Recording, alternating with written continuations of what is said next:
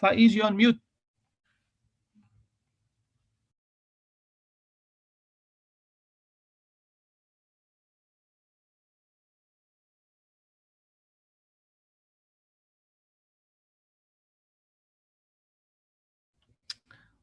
Well, I think it's on my side. Can't hear you. No, I also can't hear. You It's also can't hear.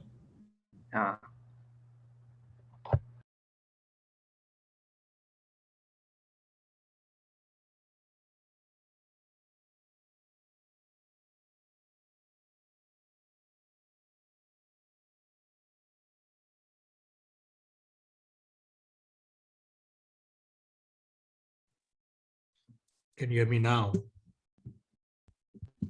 Yes. yes. Yeah, so my mic was off.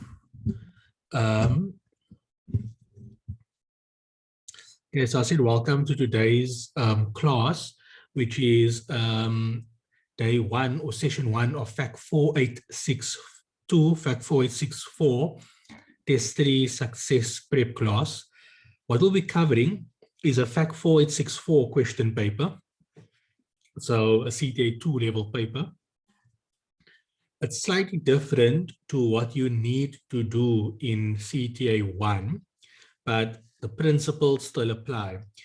So in CTA level 1, the change in ownership that you deal with, is IFRS 9 to subsidiary, subsidiary to IFRS 9, and sub to sub, whether it's a small sub to a bigger sub or a bigger sub to a smaller sub. Now we have covered all 3 of those examples. So those of you who were in my in the registered class, we have covered 2 examples in the registered course, and then and we covered 1 example in the change in ownership masterclass. Now I mentioned 4, but I said we only cover 3 examples, because remember, when it comes to sub to sub, whether it's a bigger or smaller sub, it's the same thing. It's how you calculate is exactly the same thing. You just have to think about which direction you're going. That may impact the direction of the numbers, but from a how to go about doing the calculation, it's exactly the same. Now, in this class, we're going to do a CTA 2 level change in ownership, which is an associate and with a subsidiary. So whether it's a sub to an associate or an associate to a sub. If I remember correctly, reading through the question, it is an associate going to a subsidiary. Now, from a CTA 1 student, you may think this is useless for you, but it's not.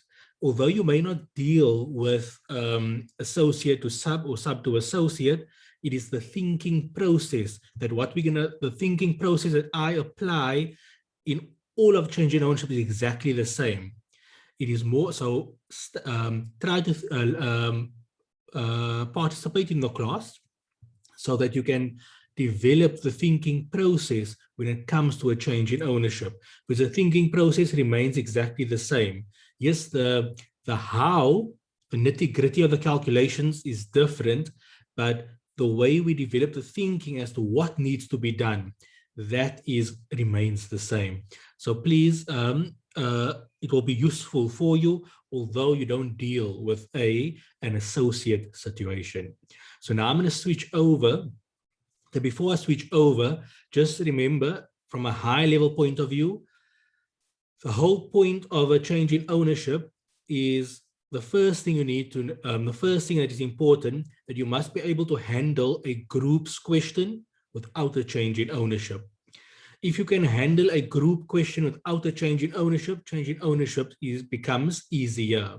However, change in ownerships does become complex if you still can't handle a normal groups question. So make sure you can handle a normal group question, and then you bring in the nitty-gritties of a change in ownership. All a change in ownership is dealing with is that during the current year, you either increased your percentage or you decrease your percentage interest in the company, which results in either you gaining control, losing control, moving from a sub to an associate, or associate to a sub, or you're still a subsidiary, but becoming a bigger sub or a smaller sub. Okay, so that's all that is happening. So the significant part is basically what is the impact on the financial statements, and then the separate issue, what is the accounting treatment at the date of change. I call it the big event. So what is the accounting treatment at the big event? Okay, so that is the two things you need to know. So when it comes to financial statements, remember a complete set of financial statements. If you read IAS 1, they will tell you what is a complete set of financial statements. So it's a set of financial statements includes the following. There's some more other stuff, but it includes the following: income statement, balance sheet, statement of cash flow, statement of equity statement, and notes to the financial statements. That is a set of financial statements with other things as well. So you need to know the impact on the financial statements. So when I use the word financial statements, I'm referring to all of those statements. And then you must also know the accounting treatment at the date of change. You must know the accounting treatment on the big event. Okay, so what takes place at the big event? So when it comes to a income statement, the two important ones is an income statement and balance sheet. So the income statement deals with transactions for the entire period. For our purposes, and a period is a financial year. So you need to ask yourself, what is the impact on the income statement for the financial year? Like I said, there will generally be two parts: before a change in ownership and after a change in ownership. Then when you look at the balance sheet, remember that the heading of a balance sheet says as at. So statement of financial position as at 31 December. So that means when you look at the balance sheet, you must ask yourself, at the end of the financial year, at the end of the period, as at the end of the period, what do I have? So if I have a subsidiary, you know what you need to do. If I have an associate, you should know what you need to do. If you have an ordinary investment, an IFRS 9 investment, you should know what you need to do. So that is the thinking. Then the next big one is the statement of changes in equity. The statement of change in equity will most likely come in if it is a sub to a sub. The reason for that is only when you have a sub to a sub, will you have a column in the statement of change in equity called change in ownership. If it is not a sub to sub, you can't have a change in ownership column. The change in ownership column represents the fact that there was a transaction amongst the owners. Who are the owners? The parent and NCI. So the only time you can have a transaction with the owners if it's a sub to sub situation. So just be aware of that, okay? The statement of change in equity is very big when it comes to groups. They never tested statement of change in equity. I don't think they tested statement of change in equity in test 1 when you did groups. So it'll most likely be tested now. The chance of them not testing statement of change in equity for the entire year is basically 0. I won't say it is 0, but it's basically 0 because the statement of change in equity is an important statement. Please make sure you can complete a statement of changes in equity. Okay, so that is your financial statements. Then you have your notes, and then you have the cash flow statement. Don't bother with the cash flow statement. It will come through in test 4 when we deal with cash flows. So the 3 statements you must know: income statement, balance sheet, equity statement. Equity statement, very, very important. Please do not skip this one. And then your notes to your financial statements, okay? So that is your financial statements. The other big thing is, what is the accounting treatment at the big event? What is the accounting treatment at the date of change? There's 2 things you must be able to do. Be able to perform the journal entries that takes place on that day. And the second thing you must be able to do, if they don't ask you for journal entries. So remember, they ask you for journal entries, they're going to test both. But sometimes they don't ask you for journal entry, they just want the one thing, and that is calculate. So you must be able to calculate and do the journal entries. If you can do the journal entries, by default, you should be able to calculate because you need the numbers to perform journal entries. So that is why make sure you can do the journal entries at the big event date. Remember, The easy one is when you become a subsidiary. Why is it easy? Because that is basically applying IFRS 3 at acquisition entries. That's what's going to happen in this scenario. In this scenario, we're going from associate to a sub. So when you're going from associate to a sub, you're going from significant influence to control. That means for the very first time, you have control. So that means it is for the very first time that you have to consolidate because you have a subsidiary. So when you have to consolidate for the very first time, the date when you gain control, that is the date of acquisition. And at the date of acquisition, you apply IFRS 3. And at the date of acquisition, what do? You apply the at acquisition journal entries. So just be aware of that. Once again, that basic principle, or not basic, but the principle, when a change in ownership takes place and the change in ownership results in the change of the nature of the investment or a change in the type of the investment, then you are deemed to have disposed of your original interest at fair value and reacquire it at fair value. So here we're going from an associate to a subsidiary. So that means you're going from, there's a change in the nature of the investment. As a result, even though, if I remember correctly, I think we have 10%. I can't remember. I think we have 10%, and we're acquiring an additional 40%. So physical cash is that 40%, that additional interest. However, because there's a change in the type of the investment, remember, you are deemed to have disposed of that original interest, which is 10%, and reacquire it. So why that's important?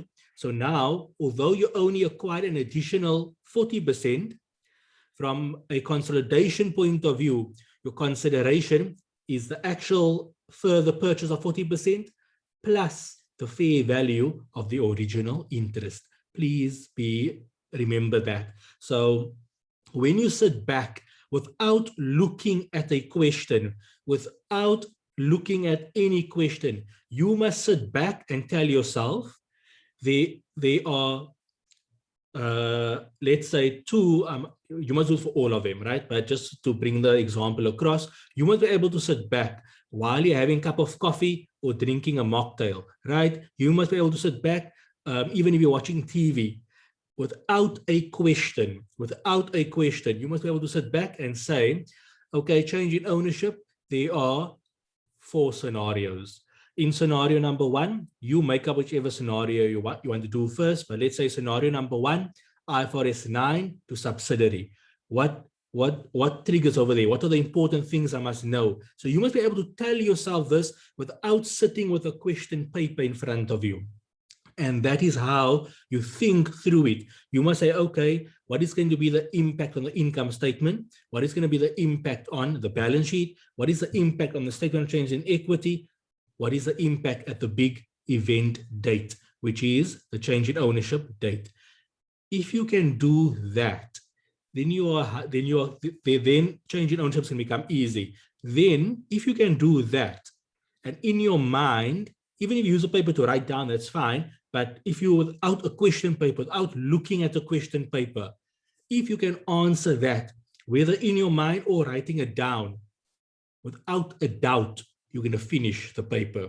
If you can't do that, the chance of you finishing the paper is going to be similar to test 1 and test 2. Okay, so get to a point where you can sit back and tell yourself what the is, what all the treatments are and how it impact. How do you calculate the gain or loss? What items would you need? What numbers would you need? How do you get the number? I don't need to know, you don't need to know the actual number. You don't need to know the actual details, but you must already know, if I calculate this, I'm going to need A, B, C, and D. It is going to be this number, that number, that number. So for example, like to give you an example, if I go from sub to sub, so I'm going from a sub of 50% to a sub of 60%. I know that is a transaction with the owners, it's sub to sub, so it's a transaction with the owners. It's a transaction between parent and NCI. My percentage as a parent is increasing, so the NCI's interest is decreasing. I need to work out a gain or a loss. That gain or a loss will go into the column change in ownership. And the way I calculate the gain or loss is saying proceeds minus carrying amount. The proceeds is the amount that I actually pay for the further 10%. The carrying amount is 10% of the net assets of the subsidiary from a consolidated point of view. And the gain or loss will be simply proceeds less carrying amount. The carrying amount, the 10% carrying amount, is the amount that will reduce NCI. I'm telling myself in words. I'm not looking at any numbers. I'm not looking at any scenario. I'm telling myself this in words. Then I go further and I say, okay, like I said, proceeds is the consideration I transferred to NCI for that additional 10%. How do I get the carrying amount, the 10% carrying amount? One way to calculate it is to get total equity as at the date of change, excluding goodwill. Total equity on 100% level. So it is total equity, 100% equity. You can exclude goodwill, but not any total equity. It must be total equity from a consolidated point of view. So that means it is equity, total equity at acquisition, plus total equity since acquisition, plus total equity current year. That gives me 100% of equity, excluding goodwill. And I multiply it by the 10%, that gives me carrying amount. I'm just thinking, I'm not even looking at numbers. If you can get that picture in your head, you'll get 100%. Okay, maybe not 100%, but close to what you call it. You want to get to that level. So if I'm you, like I tell you, it is not about running through papers. It's all about strategy. It's all about planning. Everything in this world have a strategy. Play a game, you have a strategy. Play sports, you have a strategy. In business, you have a strategy. So why not in education? Why in education do we not have a strategy? So applying everything, if you look at everything in the world, there's a strategy you're applying. So same thing with education, same thing with your learning. Apply a strategy. Spend some time planning, spend some time strategizing, and then you obviously have a lot of the work is the actual doing, is the actual execution, but don't only execute, don't first plan and strategize. So if I'm you, I would spend probably about 2 hours, well, actually 1 hour, but depending on your level, how much you understand of the change in ownerships. So let's say between at least at max 3 hours, you sit back and you think about the various scenarios and the various impacts, and then you can start tackling. So you will see, as you try to think, you'll most likely get stuck. Now you want to get stuck because you want to learn, right? So you want to get stuck. Now you go fetch, you go look at the question paper and you work through it and you see your thinking. Then you sit back again and try to go through the process without the question paper. And each time you do that, you will see you're going to know change in ownerships. So even if you you forget about it. And when I say forget about it, you don't worry with it after test 3. When it comes to the final exam, you're not going to need to revise. You're not going to need to study it. You're not going to need to relearn it. All you're going to have to do is revise it. There's a significant difference between studying or relearning and revising. Okay, so revising, you know your stuff. You just want to freshen up. So it's not an easy thing, because it's much easier working through question papers. You feel you're achieving something, but it does not mean you're moving forward. So try to just take, even if you want to spend like 15 minutes, at least take some time and think through the various scenarios. I know some of you are in groups, you study together. explain to each other without scenarios, explain to each other how you do treatment. And it's someone, if I'm explaining to you, you need to find whether I'm explaining right and whether you agree with it. Then you can test each other in that way and fix up the process. That is one way to improve on change in ownerships. No need to memorize it, and don't memorize it, but try to implement that strategy. Remember, it's all about improving 100 things by 1%. This is one of those 100 things that you improve by 1%. Make a significant difference. But I know many people find change in ownership hard, but this is one way to make sure you really have a hold of change in ownerships. It's not hard. You just need to think about it logically, and hopefully that will help you. So now let's switch over to the actual scenario, and we're going to start attempting the question. We're going to work through the scenario, and most of the attempting of the questions will be tomorrow, but we're going to try to attempt some of it depending what time we end up with.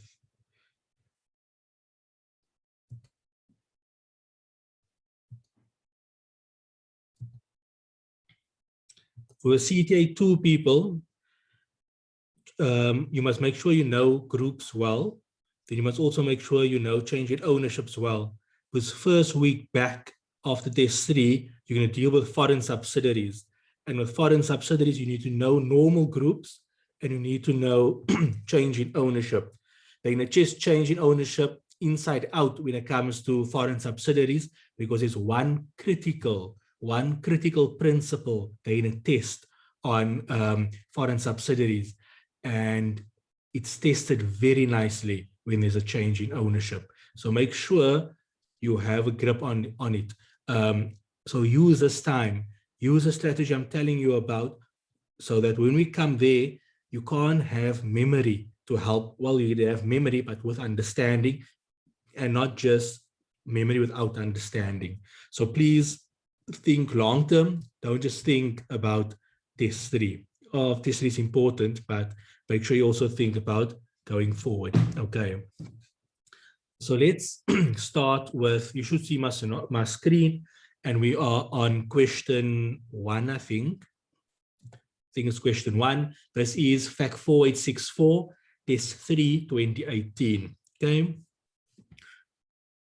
So let's read about it. Please make sure you also draw up a diagram. Okay, so make sure you draw up a diagram. So who is the parent? Who is who is the parent, and then the subs and whatever the other investee companies. You need to find a way how you're going to draw it up, right? So I will draw for this one. I'll show you how I would do it, so that you don't make the mistake in the exam in going the wrong way. Okay, because remember, they don't know you're going the wrong way. They think that is what you actually think. So please make sure you draw up in the exam a diagram. Once again, takes 30 seconds, but it's going to save you a lot of time later on. You might lose out 30 seconds, but you can be saving probably a lot of time by just doing a simple diagram. You don't have to be an artist. I'm not an artist. I just draw circles. Okay, so same thing. So we have Arenkel is a nursery located in Gauteng, which is listed on the Johannesburg Exchange. Arenkel invested in 2 companies, namely Rose and Violet. Okay, nursery, it's not a nursery as in a preschool, but a nursery as in a plant company. Okay, so investment in Rose. In order to expand the wide selection of plants, Arenkel acquired 25,000 ordinary shares in Rose for a cash consideration of 200,000 Rand. The purchase agreement for the 25,000 ordinary shares in Rose was signed on 1 March 2015. From that date, Arenkel exercised significant influence over the financial and operating policy decisions of Rose. So there you can see 1 March 2015 is the date of acquisition. On that date, we exercised significant influence. That implies we have an associate. So that means from 1 March 2015, we have to apply equity accounting. Okay. Remember, equity accounting is simply bringing on, so equity accounting, what is the impact on the balance sheet? What is the impact on the income statement? The impact on the balance sheet is simply having an asset under non-current assets, one line item called investment in associates. Whereas in the income statement, under the profit and loss section, we'll have one line called share of associates' profits. And under other comprehensive income, we will have share of associates' other comprehensive income. That's different to a subsidiary. For a subsidiary on the balance sheet, we will have every single line item of the subsidiary's assets and liabilities at 100%. And in the income statement, we're going to have every income and every expense of the subsidiary on a line-by-line basis at 100%. So you must already, when you read that, you must already picture the income statement, you must already picture the balance sheet, and you must have some idea at least of how the investment in associate is calculated and how share of associates' profits, share of other comprehensive income is calculated. As Rose had a steady growth profile for the past 5 years and the forward profit projection looked exceptionally good, Identifiable decided to increase their holding in Rose. On 1 August 2017, the acquisition of a further 40% interest in Rose was approved by a majority vote. On 31 August 2017, Identifiable purchased an additional 40% interest in Rose for a cash amount of 570, inclusive of legal fees amounting to 20,000 Rand. Remember how to treat these kind of costs. From that date, Identifiable had control over Rose as per the definition of control in accordance with IFRS 10. So we need to determine what is 25,000 shares. So remember, 25,000 shares, if you look slightly down, you can see share capital is 100,000 shares. So when the original interest is 25%, 25,000 shares over 100 shares gives you 25%. So the original interest is 25%. Then they're acquiring a further 40% interest. So that means the new interest is now 65%. So on 31 August 2017, when they concluded the purchase, they gained control. So that means for the very first time they controlled Rose. So that means Rose for the very first time becomes a subsidiary, and that means for the very first time we have to consolidate. So the big event is 31 August 2017. At that date, we become a subsidiary. So therefore, we need to apply IFRS 3. And that means we need to, our journal entries at 31 August 2017 is the at acquisition journal entries. But what's important, what happens at acquisition? There's 5 things that happens at acquisition. We eliminate any equity. We eliminate the investment in subsidiary. We eliminate equity. We eliminate the investment in subsidiary. We recognize any fair value adjustments on assets and liabilities. We recognize NCI, and we recognize goodwill. Now, to calculate goodwill, you need to make sure that your goodwill calculation is correct. Remember, how do we calculate goodwill? Goodwill is consideration plus NCI minus fair value of net identifiable assets. But take note, consideration is made up of 2 things. The additional 40% interest plus the fair value of the original interest. What is the fair value of the original interest? It's that the original 25%. So just take note. And why are we doing that? When do you include the fair value of the original interest? You include it when a change in ownership results in the change of, in the nature of the investment, in the change in the type of investment. So in this case, we went from an associate to a subsidiary. So the nature of the investment changed, the type of the investment changed. So your consideration needs to include the fair value of the original interest. So they say all assets and liabilities of Rose were deemed to be fairly valued on 31 August 2017, except for land that was undervalued by 128,000 Rand. Okay, so you know what we need to do over there. So the following represents the equity of Rose on the various dates. So on 1 March 2015, it was the original purchase when we acquired 25%. Then at year end, 28 February 2017, and then not the year end, at the beginning of the year, I'm assuming at the beginning of the year, we had as 28 February 2017, because remember 28 February 2017 is the same thing as 1 March 2017. Then we have 31 August 2017, that is the date of control, that is when the big event takes place, and then year end 28 February 2018. So now we know it's our financial year. Our financial year is 1 March 2017 to 28 February 2018. The big event happens on 31 August 2017. So from 1 March 2017 to 31 August 2017, we have an associate. That means during that period, what do we have to do? We have to equity account. So now you must know your normal group stuff that we did in first for test 1, equity accounting.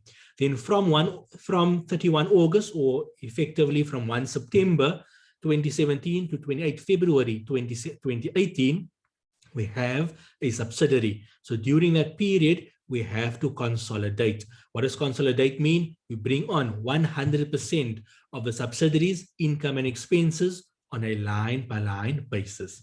But now remember, it's only 100% during that period, 1 Sep to 28 Feb. And then for the associate, we equity account. So we bring on our portion, but only for that period, 1 March to 31 August. Okay.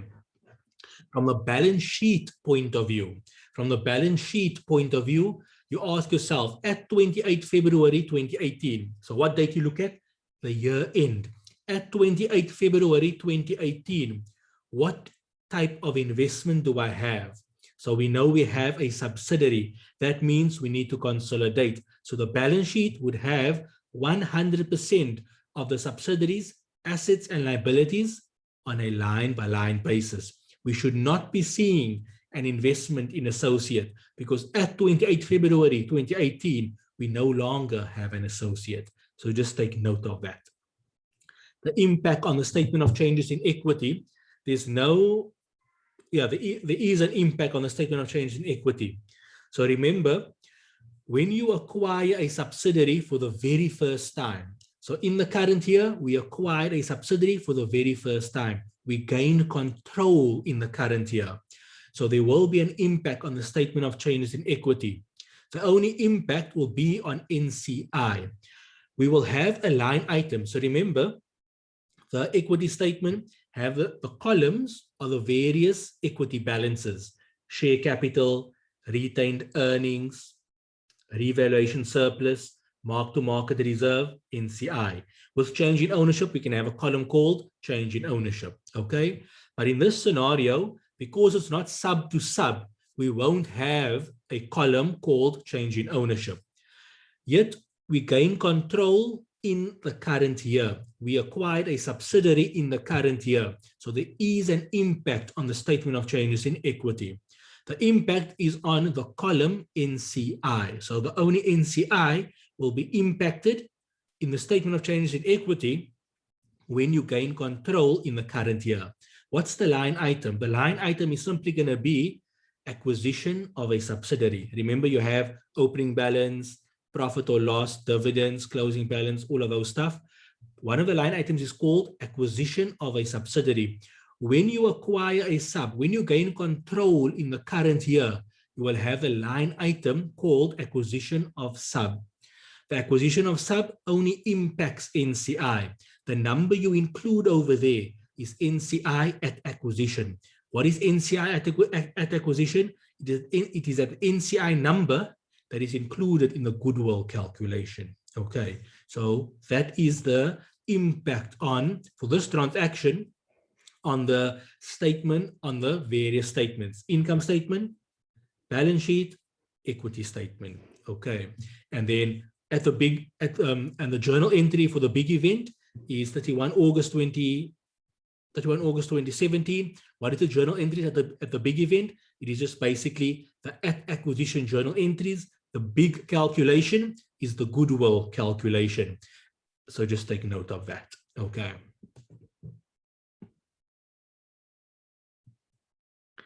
Okay, and then they say share price. Okay, when they give you a share price, it does not mean it's going to be the case, but when they do give you a share price, it most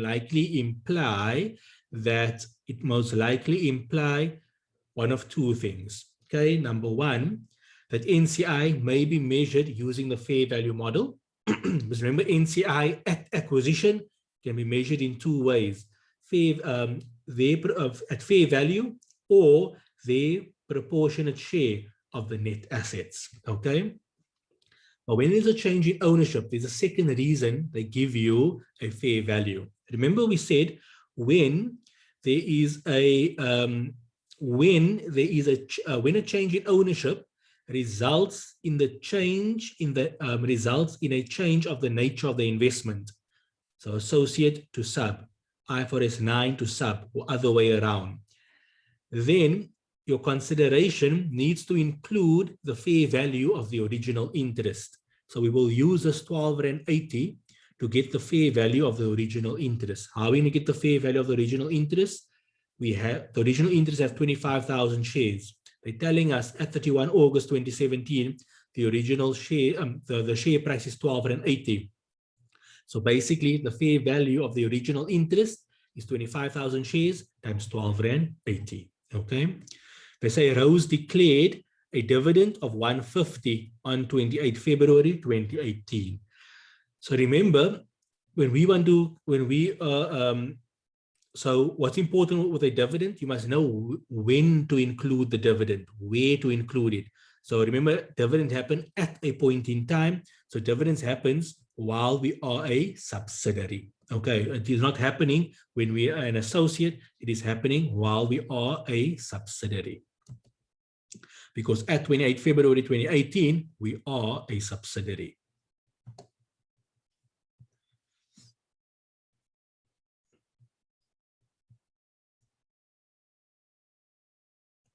Okay, let's read the scenario finish. Then I'm going to ask you to do a calculation for me.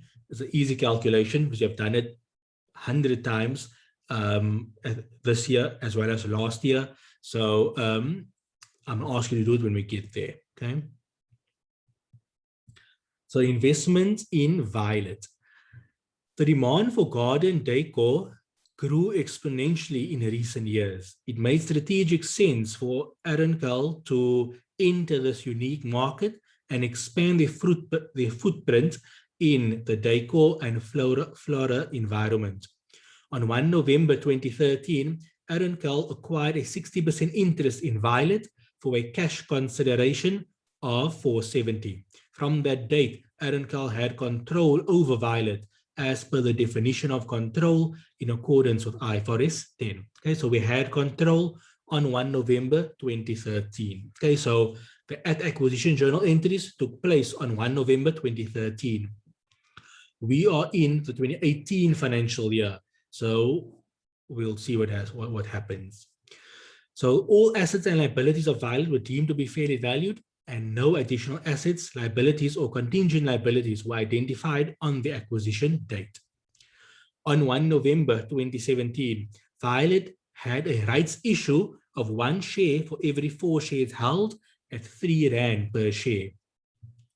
Of the rights issued, 20,000 were taken up by Arancal. Arancal sold the remainder of the rights to the non-controlling shareholders for 2 Rand per right.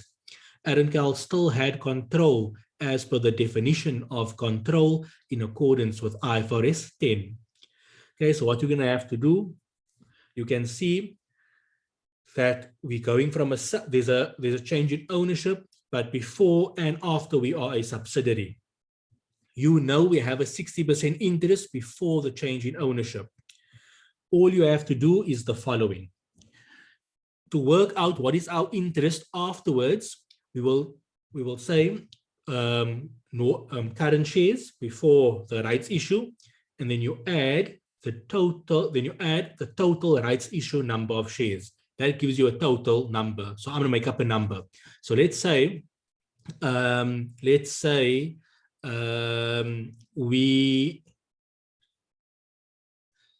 just say there's 100,000 shares, right? So before the change, before this rights issue, there's 100,000 shares.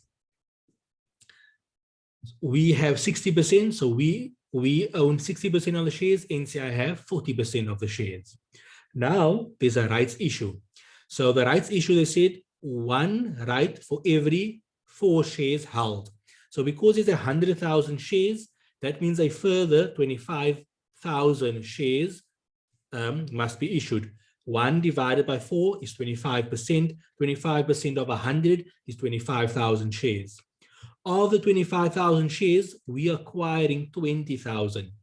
That is more than 60%, right? And that means NCI is acquiring whatever. So we have to just work out what the actual numbers are, okay? So now, of the rights issued, 20,000, okay, we'll have to have a look what they are doing. So, so let's just assume 25,000. So now there's 125,000 shares. Okay, so the total number of shares is 125,000. We need to still work out the exact number according to the scenario. So we went from 100 plus rights issue of 25. The total number of shares of Violet is 125. Now you must say, okay, how much of the 125 does Arenkel have? So originally we have 60,000, and let's just use that number for now, 20,000. So now we have 60,000 plus 20,000, which gives us a new number of shares of 80,000. So now you just say 80,000 shares divided by 125, that gives you the new interest. If the new interest is more than 60%, then they increased their shareholding. If the new interest is less than 60%, then they decrease their shareholding. What's important, we still have control. So whether we have control, so that means before and after we have control. So what is the impact of the change in ownership on the two things? 1, what is the impact on the financial statements? And 2, what is the impact on the big event? Okay, not at the big event. So on the financial statements, let's start with the income statement. Before and after we were a subsidiary. So that means before and after we have to consolidate. Consolidate means we're bringing on 100% of the subsidiaries' income and expenses on a line-by-line basis. Therefore, for the income statement, you're bringing on 100% for the entire year. The only impact on the income statement is that portion below total comprehensive income. Remember, on a consolidated income statement, below total comprehensive income, we have that 2 sections that says profit attributable to parent NCI, TCI attributable to parent NCI. There's only that portion that gets impacted when you have sub to sub. Because remember, before and after we are a subsidiary. So therefore, for the entire year, we are consolidating. So the income statement up until total comprehensive income is consolidated for the entire year. So nothing changes over there. All that does change is the split of the total comprehensive income between parent and NCI, because obviously before the change and after the change, the interest is different. So the percentage that's allocated to the parent before is going to be different to the percentage allocated to the parent after. So that's the only impact on the income statement. For the balance sheet, no change. Before we are, as at 28 February 2018, we are a subsidiary, so we consolidate. The impact on the statement of changes in equity. This is where it is a transaction with the owners. We are before and after we are a subsidiary. So the transaction is a transaction between the owners. Who are the owners? Parent, NCI. So therefore, we will in the statement of changes in equity, we're going to have a column called change in ownership. And then we're going to have a line item called, if we increase our interest, it will be say increase in shareholding. If our interest decreased, we would say decrease in shareholding. So now remember, in the first scenario, we gain control. So the only impact on the statement of changes in equity was NCI, and the line item was called acquisition of a subsidiary. In this scenario, we have control. It was just a transaction between owners because the shareholding, our percentage interest have changed. So NCI will be impacted. If our interest increased, then NCI would have to have decreased. And then the column that recognizes, that captures the gain or loss is called change in ownership. The line item will be called increase in shareholding if our interest increase. The line item will be called decrease in shareholding if our interest decrease. Remember, why is the gain or loss going in the column called change in ownership? It can go anywhere, but it needs to go directly to the statement of change in equity. So all universities, because in the real world, so if you read IFRS 10, they don't tell you that you have to have a column. They say that you can do whatever you want, but all that needs to take place, it must go directly to equity. So you don't need a separate class. You can simply include it in retained earnings, for example. But in the real world, and also for university purposes, they just create a separate column, which is nice to keep track of your gain or loss as a result of changing ownerships. So I just want you to know it's not a requirement to have a separate column, but for our purposes, we will always have a separate column called change in ownership. Pick up any financial statements. Most of them will have a separate column called change in ownership. Okay, so that's important to take note. So why does the gain or loss go directly to equity? And why does it not first go to the profit or loss statement? Why does it not hit the income statement? Please make sure when it's sub to sub that the gain or loss does not find itself in the income statement. You're not just going to get it wrong. They're going to penalize you by up to 5 marks, meaning they're going to subtract 5 marks. Now, 5 marks or 40 marks is a lot. Okay, so just be aware of that. Why are they so harsh? Because it is a fundamental principle. The fundamental principle is that a transaction amongst owners should not go through the income statement. That is why dividends paid don't hit the income statement. It goes directly to the statement of changes in equity. Any transaction that is a gain or a loss, that is not a transaction with the owner, goes to the income statement first, then it goes to the equity statement. But any gain or loss that is a transaction with the owner, don't hit the income statement, it goes straight to the statement of changes in equity. So just be aware of that. So this is a transaction with owners, so it goes directly to the statement of changes in equity. That gain or loss is captured in a column called change in ownership. So just be aware of that. So above, I explained the impact on the income statement, balance sheet, equity statement. That was dealing with the first issue, the impact on the financial statements.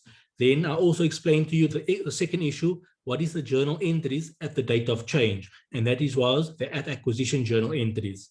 In this scenario, I also explained to you the impact on the first issue, which is the impact on the financial statements.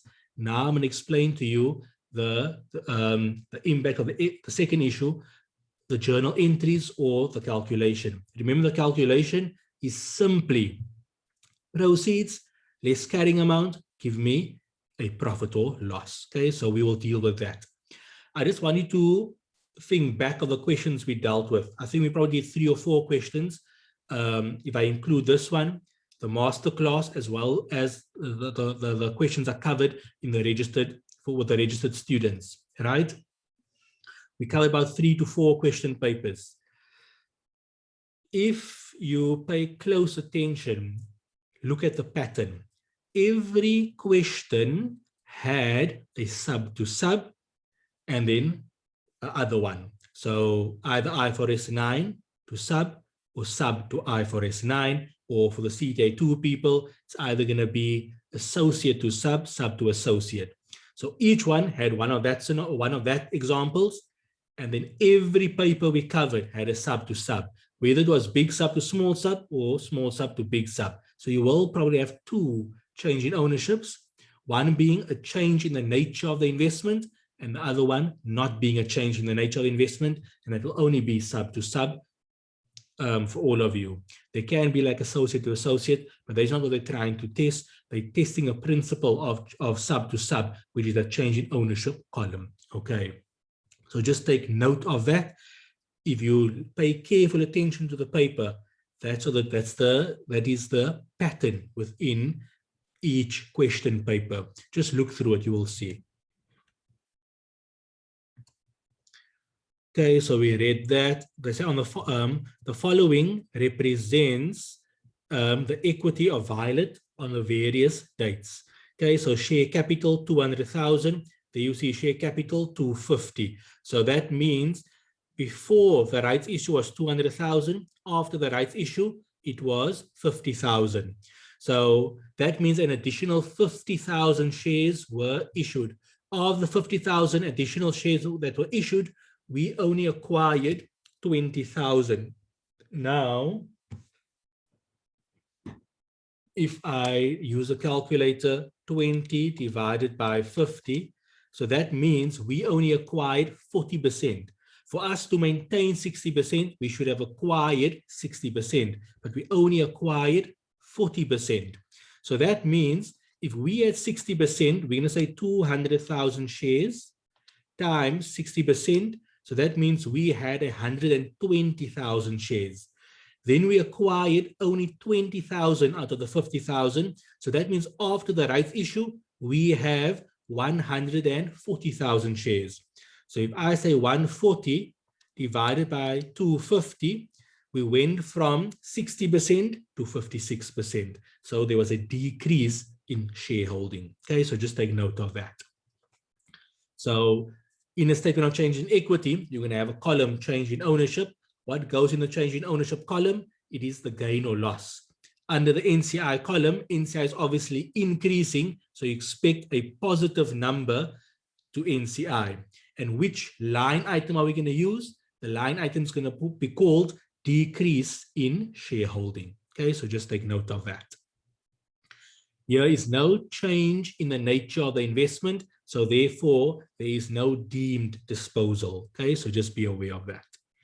Okay, so retained earnings, there we have mark-to-market reserve. So this fair value of Violet shares amounted to the following on the various dates, share price. Okay, it may be because of NCI being measured at fair value. We will have a look at that. Violet declared a dividend on 28 February 2018. Okay, cool, happy. Intergroup transactions. Arenkel has been purchasing inventory from Rose since 2015 at a gross profit percentage of 33%. So remember, if it is gross profit, we say 33 divided by 100. If they say on cost, then we say 33 divided by 133. Just be aware of that. For the year ended 28 February 2017, so last year, we acquired, this was inventory sales of last year, and then inventory sales of this year was 50,000. No, this was inventory on hand at 50,000. It was last year, so sitting in our opening balance. Then they say all these inventory on hand at 28 February 2017 was sold on 31 July 2017. There was no inventory purchase from Rose on hand at 28 February 2018. So take note, the inventory was all sold on 31 July 2017. That means it was all sold while we were an associate. It was not sold when we were a subsidiary, because we only became a subsidiary on 31 August 2018. Additional information, it is the accounting policy for Aroncal to account for investments in subs and associate at cost price. Okay, we're always happy when it's cost price. We don't want it to be at fair value because then there are additional issues we need to consider. It is the accounting policy of Rose to account for PP at cost price. Aroncal elected to transfer any cumulative gains within equity in terms of that. Okay. Aroncal elected to measure non-controlling interest at fair value. That is why they gave us the fair value, the share prices. Okay, so remember there was two reasons, because NCI can be measured at fair value at acquisition. And the second reason, the share price we use if it's a deemed disposal. So we need to calculate the fair value of our original interest. Let's just talk about this. This is probably always going to come in. And this thing is always going to come in next section when we do test 4. Because when you deal with test 4, we're going to deal with foreign subs. There's going to be a critical aspect that's going to test when it comes to foreign subs. There's going to be two issues that they'll test. One of the two issues is this issue over here, how you deal with equity. So when you have an OCI equity balance, so when you have revaluation, so remember revaluation on PPE goes through OCI. Or if you have shares that you have, if you have financial assets measured at fair value through OCI, then that means the fair value gains go through OCI. So a gain or loss on revaluation goes through OCI, and then a fair value gain or loss on financial assets measured at fair value through OCI goes through OCI. So the accounting standard allows you to have a transfer within equity when you dispose of an asset that was measured at fair value through OCI. So there are three options a company have. A company can, and this is a company policy, a company can choose that they will never transfer any OCI number. So remember, an equity balance that goes through OCI that we know are two: revaluation surplus and mark-to-market reserve. So when you see revaluation surplus, when you see mark-to-market reserve, you know you had OCI numbers, okay? OCI transactions. So IFRS allows three treatments for an OCI equity balance, so for revaluation surplus and for mark-to-market reserve. Option number one, that you leave it in a revaluation forever and ever, so you do nothing. Okay, in most cases, they're not going to let you do that because that means they're testing nothing. Okay, the second option is that you can transfer it within equity. So that means there's no changes in profit or loss. You're just taking it from one equity balance to another. So typically, you're taking it from a revaluation surplus or from mark-to-market reserve to retained earnings. When can you do that? When you dispose of the item. So remember over here, we have a deemed disposal. So when Aroncal gain control over Rose, accounting says we are deemed to have disposed of our original interest. So that means any mark-to-market reserve of that original interest must be reversed out. So what we can do, we can transfer it from mark-to-market reserve to retained earnings. The third option is the most complicated option. They hardly test it.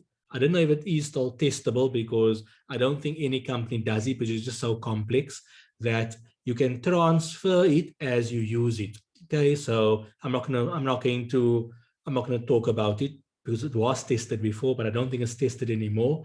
The fact that PPE for a depreciable asset is no longer tested on the revaluation model, it is safe to assume that the third option is also no longer tested because it can only work with that scenario. Okay, so in this case, there are two options basically, that you do absolutely nothing, or you transfer from a revaluation surplus or from mark-to-market reserve to retained earnings when a disposal takes place.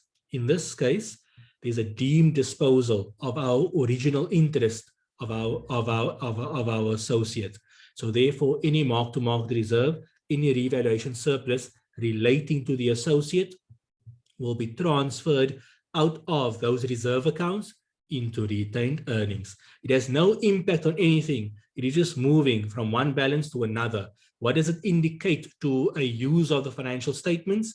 That basically, because remember, a reserve account like revaluation surplus and a mark-to-market reserve indicates to a user that yes, we have gains, but it is unrealized gains. So when you move it from a reserve to retained earnings, it indicates to a user that you have actually realized that gain. How did you realize it? By selling. So you understand, you acquired it for 100,000. It is now 150. You actually sold it for 150. So you actually realized that 50,000. While it is sitting in a reserve account, it is just saying it is currently worth that, but you never actually got the physical cash for it, if you get what I'm trying to say. So that is why it is a good reason to transfer, because it indicates to a user that you have actually physically realized that mark-to-market reserve or that revaluation surplus. Okay. Oh, here's some more. All companies in Adincal have a 28 February, okay, consolidated retained earnings on 1 March 2017 was 826. Adincal's profit after tax for the current financial year, 475. Adincal did not declare any or pay any dividends during the current financial year. Okay, there's the tax rates. Okay, happy days.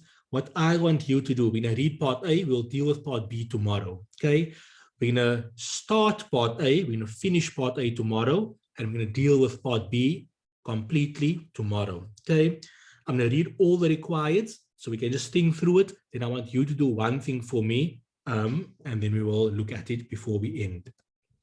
So part A. Prepare the pro forma consolidation journal entries to account for the investment in rows in the consolidated financial statements for the year ended 28 February 2018. Okay, so it is, you must do journal entries from a group perspective during the current financial year, which is 28 February 2018. So 1 March to 28 Feb 2018 only for rows. Please be aware, it's only for rows. It's not for all the group, it's not for rows and violet, only rows. Don't waste your time for doing violet. Two problems. Number one, you're wasting time. Second thing, which is even a bigger problem, it shows that you didn't understand the required. Okay, so you don't want to come across as incompetent. So make sure you read the required carefully. So only for rows. Now, what happened during the current year for rows? During the first part of the year, we were an associate. So during that part, we have to equity account. So we need to see journal entries of equity accounting. Then at the date of change, we gain control. So then we need to see journals of at acquisition. And then after at acquisition, we must consolidate. So there are 3 sets of journal entries going from 1 March 2017 to 28 February 1 March 2017 to 28 February 2018. Number 1, equity accounting for the period we had equity accounting. Number 2, the big event, and that is the change in ownership date. What happened at that day, at that event? We gain control. So therefore, at that date, we need the at acquisition journal entries. And then after the date of after 31 August 2017 up until 28 February 2018, we have a subsidiary, we have control, so we need to consolidate. So then you must do consolidation journal entries over there. Okay, so just take note of that. Okay, so then they say, please note, journal entries are required. The elimination of intergroup dividend journal is not required. The journal relating to deferred tax are required. Okay, so it's journal entries. Part B, prepare the consolidated statement of changes in equity of Adincal Group for the year ended 28 February 2018. Okay, please note, the following columns are not required: share capital, mark-to-market reserve, total, and total equity. Comparatives are not required. Notes to the consolidated statement are not required. So remember, if you think about all the columns, you can have share capital, retained earnings, revaluation surplus. This question doesn't have revaluation surplus, so you can ignore it. Mark-to-market reserve, change in ownership. Then that gives you, those 5 gives you total parent. Then you have NCI, and that gives you total equity. Okay, so that means you can ultimately have 8 columns. Out of the 8 columns, one of it don't exist in the scenario, revaluation surplus. So that leaves us with 7 columns. Of the 7 columns, they're telling us the 2 totals must be removed. So that means if you remove the 2 totals from the 7, that leaves us with 5 columns. Then of the 5, they're telling us to not do mark-to-market reserve, to not do share capital. So that leaves us with 3. What are the 3? Retained earnings,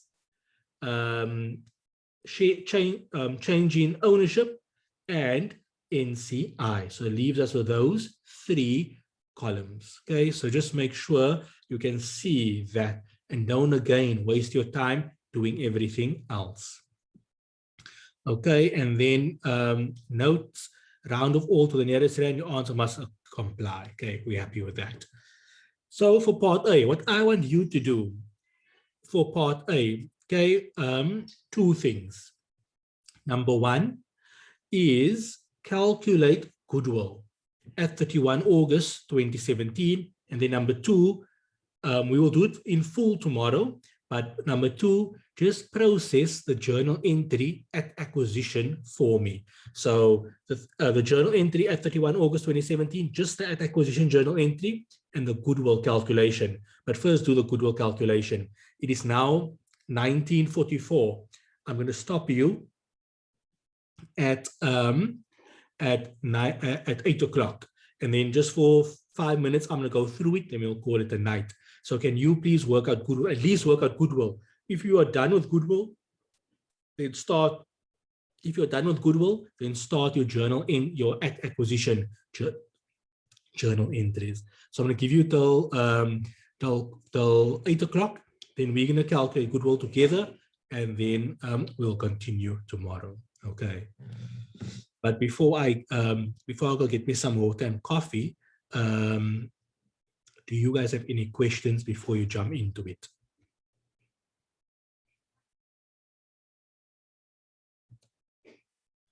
Andile, any questions? Bernice, any questions? Emily, any questions?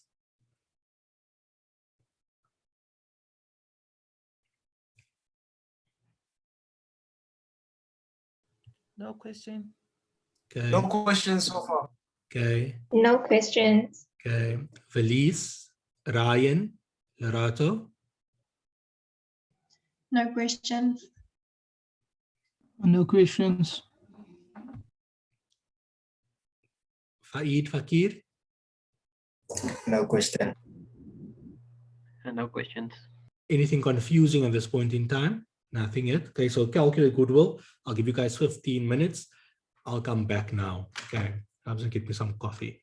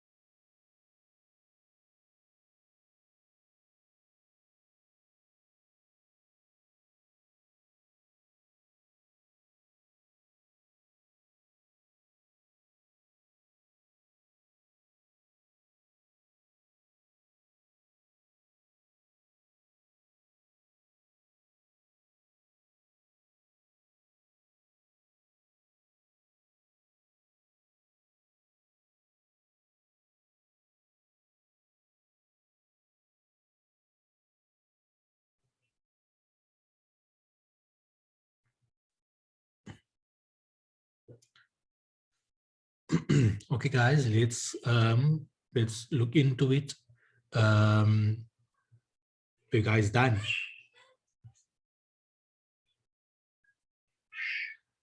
Anyone done? Anyone not done?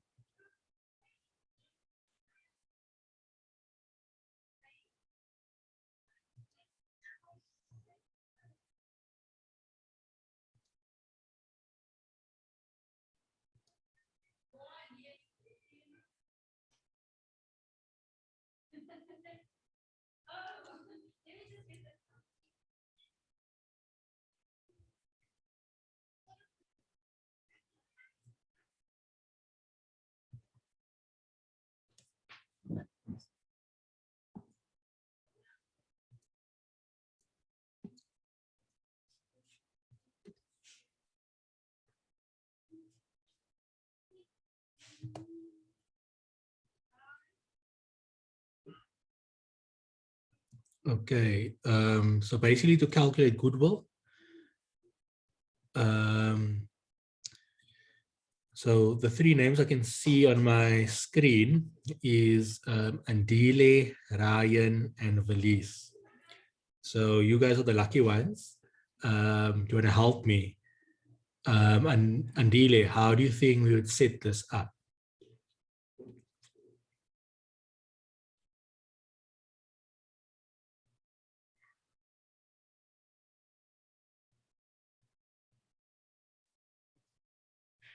I think we need to set up the calculation in terms of the acquisition journal for, So, I think it's 31st of August, 2017. okay, so yes, we want to calculate the goodwill calculation. So how Yeah. would you set up the goodwill calculation? I think you start off with the with what happens, what takes place on the Sorry, 31st of August.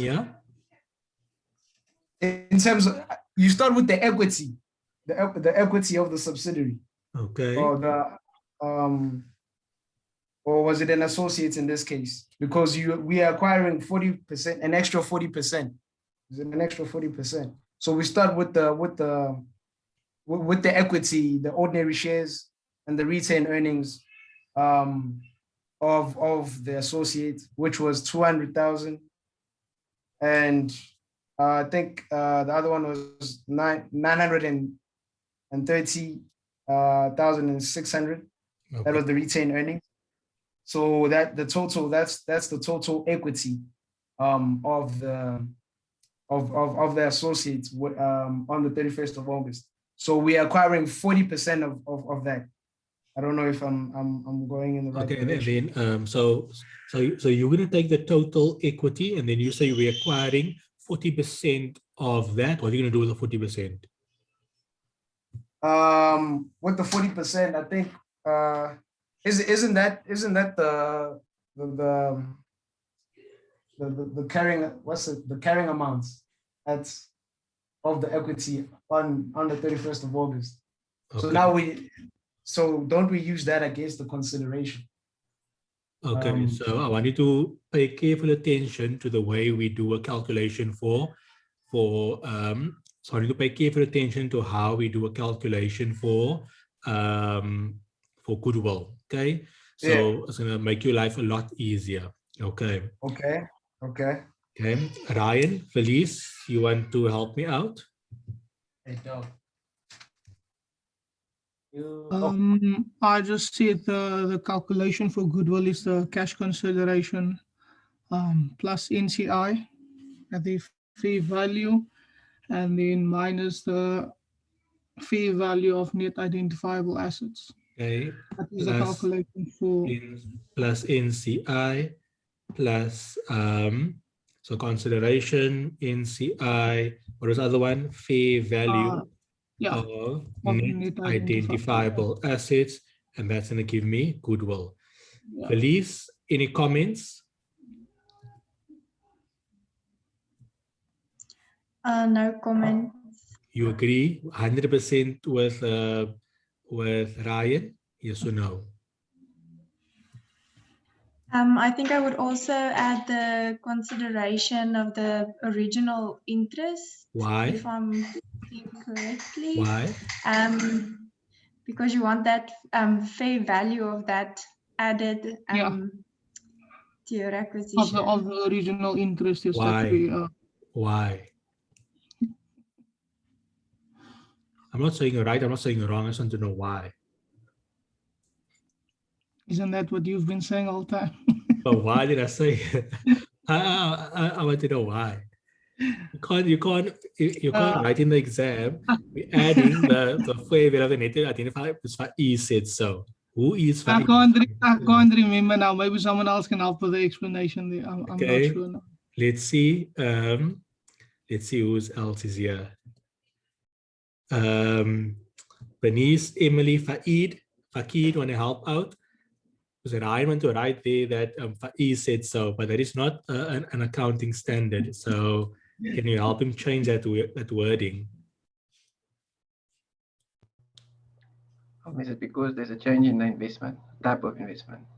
Okay, so IFRS, according to IFRS 10, when there is a change in the nature of the investment, then there is a deemed disposal.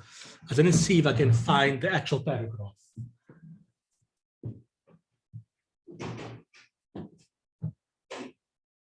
So while we go through, I'm going to see if I can find the actual paragraph in IFRS 10.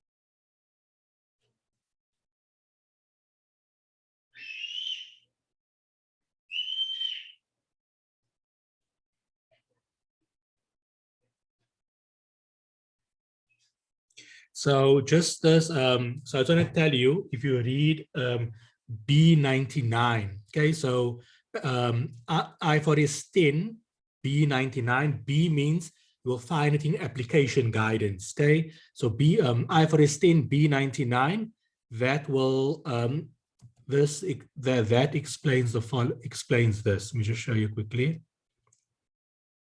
Where is that now? Oh, okay, just do that. So IFRS 10 B99 explains this issue over here. Okay, so deals with this as well. Okay, so although they're telling you IFRS 9 B whatever, you can also read it in B99 IFRS 10. Okay, let me just see if I can see that.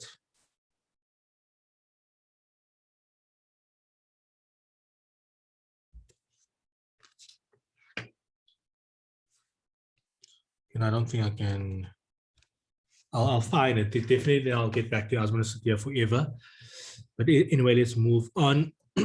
So basically, you're going to have consideration, and you're also going to have fair value of original interest. Fair value of original interest. So remember why we have the fair value of the original interest? Solely because there was a change in ownership, and the change in ownership resulted in a change of the nature of the investment. Went from associate to sub. Okay, so goodwill or bargain purchase gain, goodwill or bargain purchase gain. So if it is a negative, it's a bargain purchase gain. So if we go to the scenario, the further, so the actual purchase, where am I now? So the consideration is made up of, I'm actually going to do this quickly. So the consideration is as follows. If I just actually do it like this, I want to change consideration. And then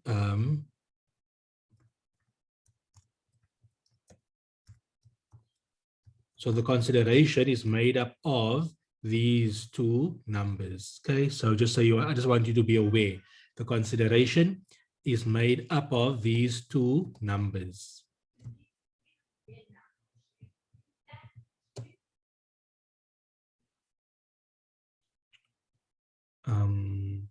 Where do I move this in? Okay, anyway.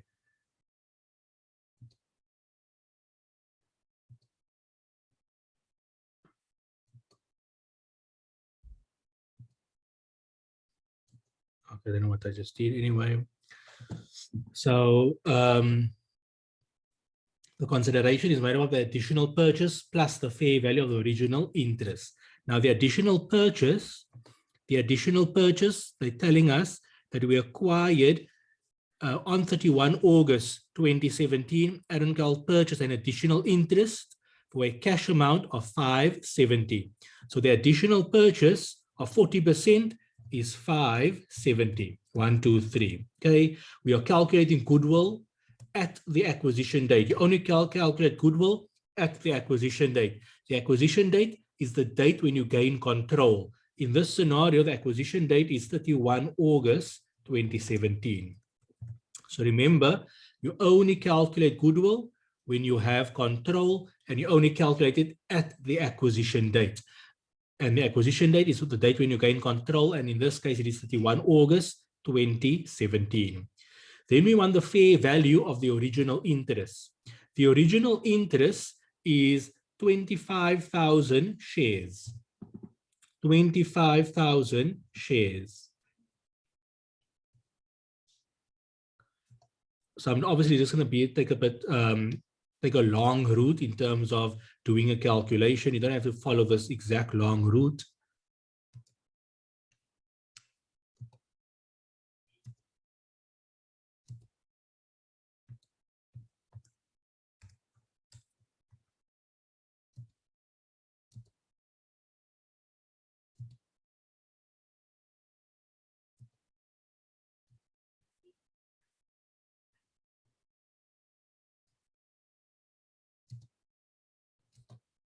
So here we have working one. So working one, the fair value of the additional of the original interest.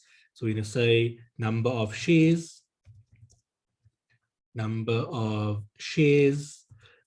share price,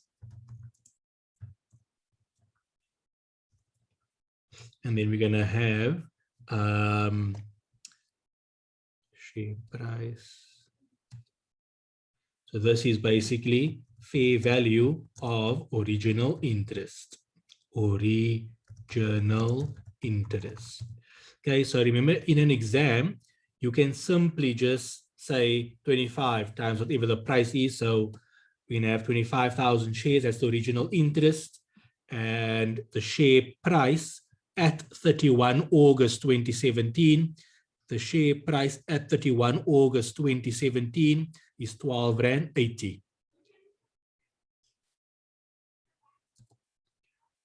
12 Rand 80. So all you can do when you get the final number, you can simply put it here in brackets, 25,000 times 12 Rand 80. Okay, no need to do this hectic calculation that I'm doing over here. I'm only doing it for educational purposes. So that when you go through this question, you can see, you can follow the logic that I am doing. So 25,000 times 12 Rand 80, that's the fair value of the original interest. So here we're going to have working one.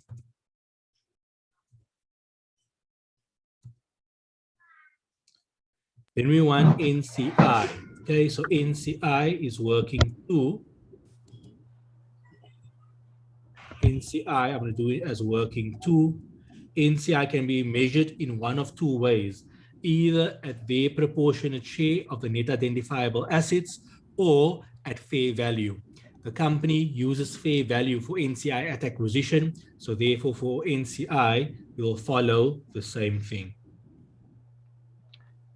I just have a question. Yeah. Why do we use 1280 for the 25,000 shares? Then why do we use the 1280? Because that is the date when we acquired additional. So if we're doing the original interest, then why don't we use the share price on that date? Okay, very important, very good question. Very good question. So remember, what triggered that you must apply this rule? It is when you gain control, when there was a change in the nature of the investment. So when did the change of the nature of the investment take place? On 31 August 2017. So it's only at that date that this principle is triggered. So therefore, the deemed disposal only happens on that date, and the reacquisition, the deemed reacquisition, only happens on that date. So 31 August, when the change in control happened, that is when the principle is triggered, that you are deemed to have disposed it on 31 August at fair value and reacquire it, and immediately reacquire it at fair value on 31 August 2017. So that is the way the standard, if you read the standard, that's how it's worded. And that is why we use the share price at 31 August that triggers the deemed disposal. Does that answer your question? Yes, it does. Okay. Thanks. Very good I question. have a question. Yeah. The additional purchase there, you add the full 570. Don't we take out the legal fees? 570 minus. Oh, yes, correct. I forgot about the legal fees. Well done. Excellent. So it is, remember, included in the 570 is the legal fees of 20,000 Rand. Now, when you read IFRS 3, IFRS 3 deals with acquisition, deals with incremental direct costs. And remember, every incremental direct cost should not form part of the purchase price. So included in the 570 is 20,000 Rand relating to legal fees. That is a direct cost. IFRS 3, when it is a subsidiary, says you should not include it in the consideration price. Well done for spotting that. Okay, so it is 550. Okay, so well done for spotting that. Then we have NCI. So the share price for NCI is still 12 Rand 80. The share price is still 12 Rand 80. Number of shares. What is NCI? Because we have 25%, then we acquired a further 40%, so that gives us 65%. So NCI must have 35%. So therefore, to get their number of shares, we say 35% multiplied by 100,000 shares will give them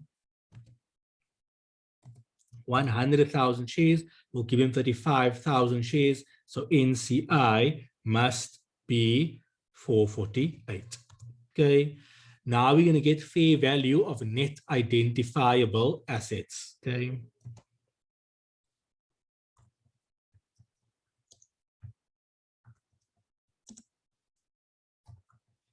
So I was going to get you the paragraph that you can just read it up.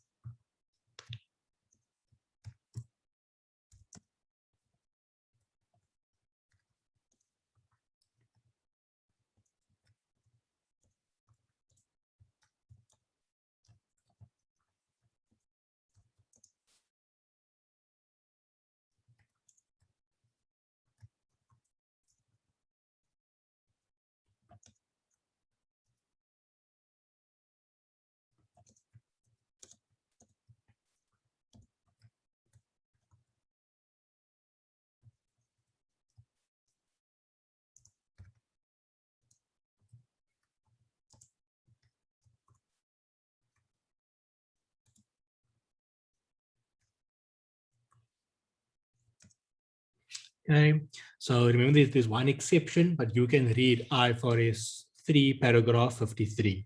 Okay, so when you read IFRS 3 paragraph 53, you can see the full thing. Okay, so because legal cost is an acquisition related cost, IFRS 3 says acquisition-related costs should not be included.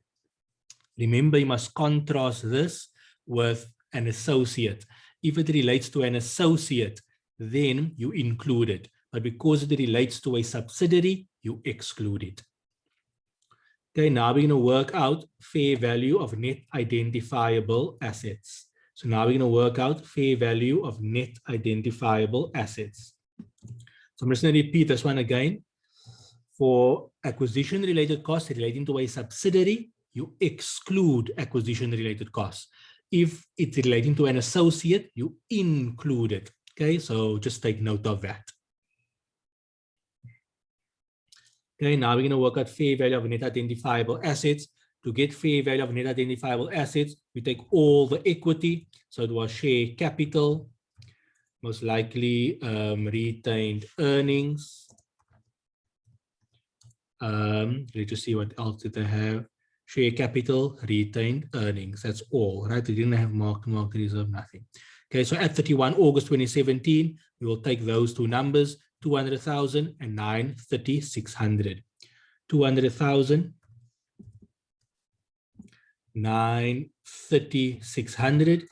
So that is total equity. But remember, we don't want, so remember, total equity is the same thing as net assets, because if you use the accounting equation, assets equals equity plus liabilities. So if you rearrange the equation, equity equals assets minus liabilities.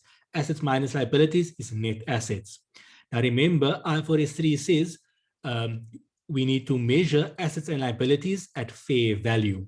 They usually don't give us assets and liabilities. So to get assets and liabilities, we use equity, because assets minus liabilities equals equity. So this share capital and retained earnings is basically representing assets minus liabilities.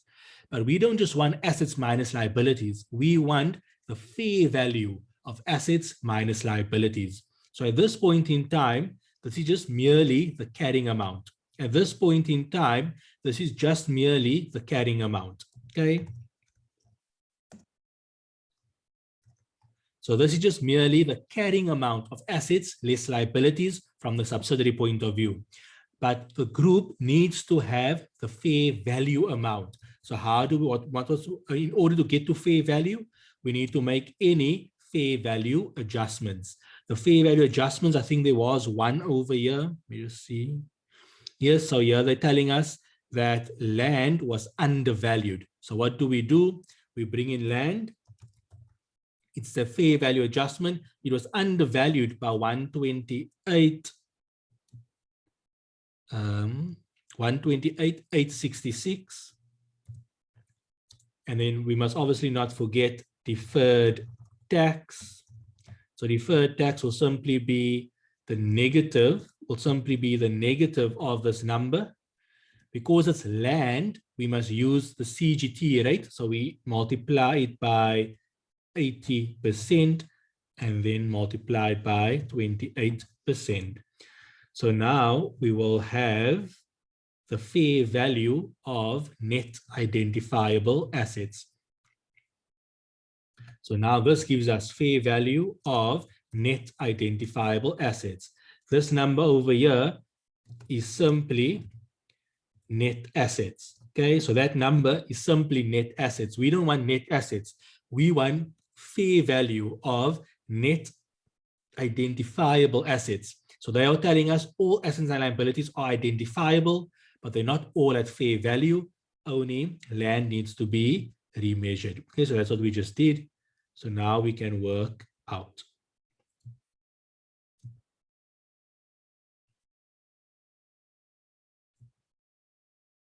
So therefore we add this up.